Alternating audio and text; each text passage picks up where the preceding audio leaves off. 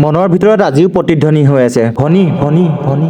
খাব নোপোৱাৰ নিচিনা কি চখে পাইছিলে মোক ভাত সাজ খাব যাব কলিতা খুৰাৰ ঘৰত। নোযোৱা হলে চাগে আজি এনেকে দুখ প্ৰকাশ কৰি থাকিব নালাগিলেহেঁতেন। গৈছিলো ভালপোৱাৰ প্ৰস্তাৱ দিম বুলি লৈ আহিলো দাদাৰ প্ৰস্তাৱ লৈ। এই হেভি দুখৰ পৰা পৰিত্ৰাণ পাবলৈ এটাই উপায়, গাহৰিৰ মাংস।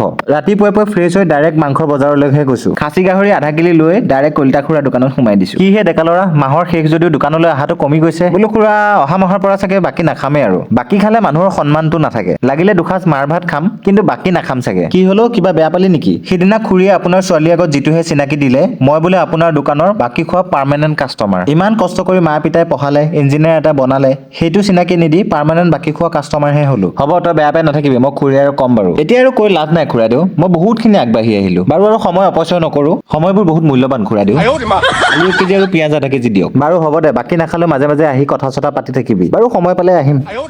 আলু আৰু পিঁয়াজ লৈ ডাইৰেক্ট ৰন্ধন প্ৰকৰণতে লাগিছো। বহুত দিন হ'ল লাই গাহৰি খোৱা নাই, ভাবিলো আজি লাই গাহৰিকে বনাও। বইল কৰি লোৱাৰ পিছতো গাহৰিটোৰ পৰা ইমান তেল ওলাইছে, ভাবিছো অলপমান কাঢ়ি থৈ দিওঁ। আৰু যিমানে ভাজিম সিমানে তেল ওলাই গৈ থাকিব, মই গম পাই গলো। এতিয়া দিছো পৰিমাণ মতে নিমখ আৰু অলপমান পিঁয়াজ দি দিছো আৰু ভালকে লৰাই ঢাকনখন মাৰি পিঁয়াজখিনি অলপমান গলি যোৱালৈকে ভাজিবলৈ দিম। আৰু তেতিয়ালৈকে মই খালি লাল চাহ কাপো গিলি লৈছো। পিঁয়াজখিনি অলপমান গলি যোৱাৰ পিছতে এতিয়া দিছো অলপমান আদা নহৰু পেষ্ট, 3টামান কাঁচা ভজলুক আৰু এটা ডাঙৰ বিলাহী। আকৌ ইলিটো খিলিটোকে ভালকে লৰাই ঢাকনখন মাৰি সিজিবলৈ দিম। এতিয়া 4-5টামান কুমলীয়া লাই পাত মিক্সাৰ গ্ৰাইণ্ডাৰটোত এটা পেষ্ট বনাই ল'ম, যাতে অলপমান গ্ৰেভি হয় আৰু ভাতৰ লগত সানি খাব পাৰো। গাহৰিটো সঁচাই খাচী আছিল। আধা বাতি তেল থৈ দিয়াৰ পিছতো আৰু ইমান বিলাক তেল ওলাইছে। বাৰু যি কি নহওক, এতিয়া বনাই থৈ দিয়া লাই শাকৰ পেষ্টখিনি দি দিছো আৰু ভালকে লৰাই দিছো। গাহৰিটো কিন্তু দেখিয়ে আল্টিমেট লাগিছে। এতিয়া অলপমান পৰিমাণ মতে হালধি দি আকৌ ভালকে লৰাই ঢাকনখন মাৰি সিজিবলৈ দিম। আনহাতে মোৰ অসুস্থ কুকাৰটোতো চাউলকেইটা পাতি দিলো। এইখিনি সময়তে গাহৰিটোত আধা কাপমান পানী আৰু 3টা শুকান জলকীয়া দিছিলো। আয়ো কুকাৰটো আজি চৰ্দি লাগিছে, নাকেদি শিয়ান বাহিৰ হৈ গৈছে। বাৰু পানীখিনি শুজ দিয়াৰ পিছত এতিয়া সময় হৈছে লাইপাতখিনি দিয়াৰ। লাইপাতখিনি দি ধুনীয়াকে ঢাকনখন মাৰি অলপমান নৰম হ'বলৈ দিছো। তেতিয়ালৈকে মোৰ অসুস্থ কুকাৰটোতো চিটিটো মৰুৱাই ললো। ঠাণ্ডা দিনৰ এইটো মোৰ ফেভাৰেট চালাড। মাংস থাকিলে নহলেও হয়, কিন্তু বনাই দিলো আৰু। বাৰু লাই শাকখিনি অলপমান গলি যোৱাৰ পিছত এতিয়া ইলিটো খিলিটোকে ভালকে লৰাই দিছো আৰু 3-4 মিনিট পিছতে ৰেডি হৈ যাব গাহৰি মাংস। তেতিয়ালৈকে ভাবিলো মই চালাডটো সম্পূৰ্ণ কৰি লওঁ। গাজৰ, বিলাহী, মটৰ, পিঁয়াজ, কেঁচা ধনিয়া, জলকীয়া, আদা, অলপমান পৰিমাণ মতে নিমখ তেল দি ভালকে সানি লৈছো। আৰু ৰেডি হৈ গৈছে আল্টিমেট লাই গাহৰি। অলপমান লেৰেলা ধনিয়া ছটিয়াই দিছো, অপচনেল হয়। ভালকে দবাম বুলি ভাবিলো পাঠক ছাৰৰ দৰৱ পালি 18 চেপত ভৰাই ওজনটো কমাই আহো। ওজনটো কমাই ফ্ৰেছ হৈ নমু নমু কৰি ডাইৰেক্ট পৰিবেশন কৰিবলৈ লৈছো। এহাতে লৈছো কলিতা চাউলৰ ভাত, কাষতে লৈছো মোৰ অলপমান ফেভাৰেট চালাড আৰু কাষতে লৈছো আল্টিমেট লাই গাহৰি। ভাতৰ ওপৰতে লৈছো 1 পিচ নেমু আৰু এটা কাঁচা ভজলুক। দেখি কাৰ কাৰ জিভাৰ পানী পৰিছে এবাৰ কমেন্ট কৰি জনাবলৈ নাপাহৰিব। আজিলৈকে যদি এই ৰেচিপিটো কোনোবাই ট্ৰাই কৰা নাই, তেনেহলে আজিয়ে ট্ৰাই কৰক আৰু সৰগী সুখ লাভ কৰক। আৰু ভিডিঅ'টো ইমানেই শ্বেয়াৰ কৰক যাতে গোটেই বিশ্ব ব্ৰহ্মাণ্ডই গম পায়।